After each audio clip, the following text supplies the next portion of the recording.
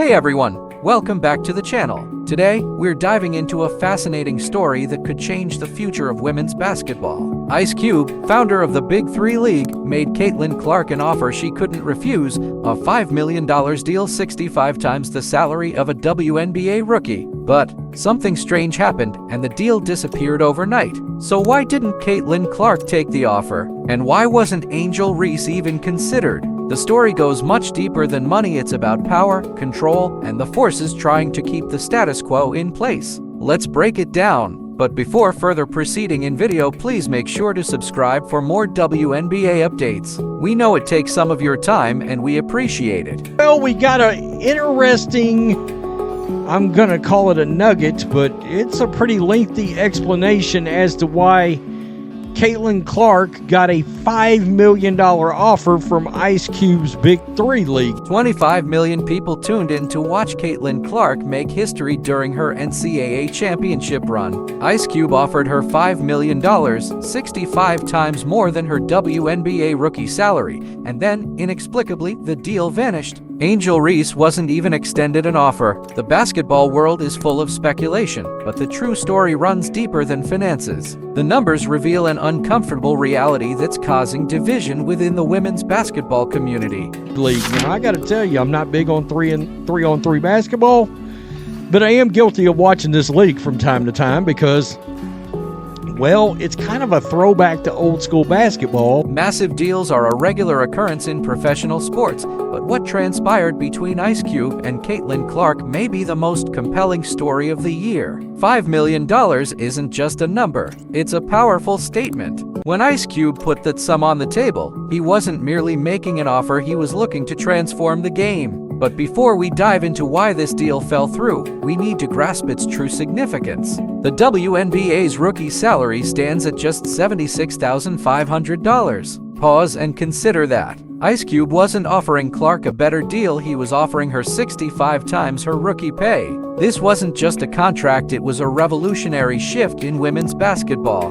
Now, Ice Cube threw a big offer out to Caitlin Clark, and he believes she entertained it. However, he also believes he was blocked from literally being able to sit down and talk to Caitlin Clark by her agents. The Big Three League isn't your typical basketball organization. Ice Cube created something unique, something designed to disrupt the norm. His league consistently attracts between 700,000 to 800,000 viewers per game. At first glance, those numbers might not seem impressive, but when you realize the Big Three sometimes outdraws the WNBA, it becomes a major point of interest. That's right, a 3-on-3 league featuring retired players can sometimes draw larger audiences than the world's premier women's basketball league. And it's physical, and there's big guys, and it's entertaining. At times I've found it more entertaining than the NBA. Now, here's where things get interesting. According to Ice Cube, Clark showed interest in the offer, and why wouldn't she? The exposure was significant, the money was outstanding, and the Big Three League had already hosted basketball legends like Gary Payton, Rick Barry, Nancy Lieberman, and Lisa Leslie. This wasn't some startup, this was a real opportunity to make history. But then, something odd happened, the meetings never came to fruition. Ice Cube struggled to get in touch with Clark or her family. Her agents blocked all attempts at discussion. These agents are the same ones who represent NBA stars worth millions, agents who earn their living from NBA commission checks. Can you see the bigger picture now? I don't love that, to be honest. I mean, why not let Caitlin Clark sit down, have a conversation with Ice Cube? It doesn't make any sense. The NBA's influence in the world of basketball is profound. When Ice Cube claims there's been a concerted effort to hinder the Big Three League, he's not talking about conspiracy theories, he's discussing business. The NBA doesn't tolerate competition. A successful Big Three League with Caitlin Clark as its star? That's not just competition, that's a serious challenge to their monopoly over professional basketball. I tell you, the Big Three, before Caitlin Clark entered the WNBA, the Big Three was routinely getting bigger ratings than the WNBA.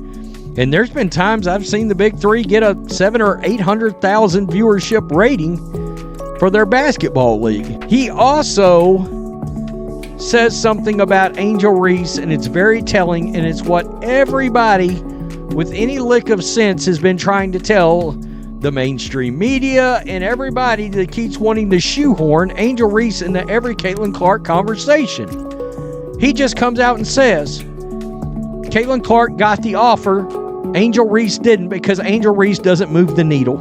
Ice Cube never even considered offering Reese a deal. His exact words were that she wasn't attracting the kind of attention that Clark could. In today's politically correct sports world, that kind of blunt honesty is rare. But the numbers don't lie, and Ice Cube isn't in the business of making friends, he's in it to make money. Believe Caitlin Clark could generate a massive financial impact to his business. When Caitlin Clark played in the NCAA championship, 25 million people tuned in. In the WNBA, her games average 1.8 million viewers. Out of 23 WNBA games that surpassed 1 million viewers this season, Clark played in 20 of them. That's no accident, that's star power. That's what Ice Cube recognized. When he made that $5 million offer, the media might try to frame this as a simple case of a player choosing between two opportunities, but it's far more complicated. The Big Three League is expanding internationally, eyeing markets in places like London and Toronto. It's growing, evolving, and challenging the established basketball power structures. Caitlin Clark wasn't going to be just another player, she was going to be the face of this expansion. Consider the timing. The WNBA is struggling to grow its audience, and the NBA is facing criticism over declining viewership. And then Ice Cube steps in with a $5 million offer to the hottest name in women's basketball. The power brokers couldn't let that happen. They couldn't afford to let Clark prove that there might be a better way. The agent's decision to block even a meeting speaks volumes. They didn't just reject the offer, they shut down any chance of discussion. That's fear. That's control. That's the basketball establishment safeguarding its interests at all costs. And who suffers? The players, the fans, the sport itself.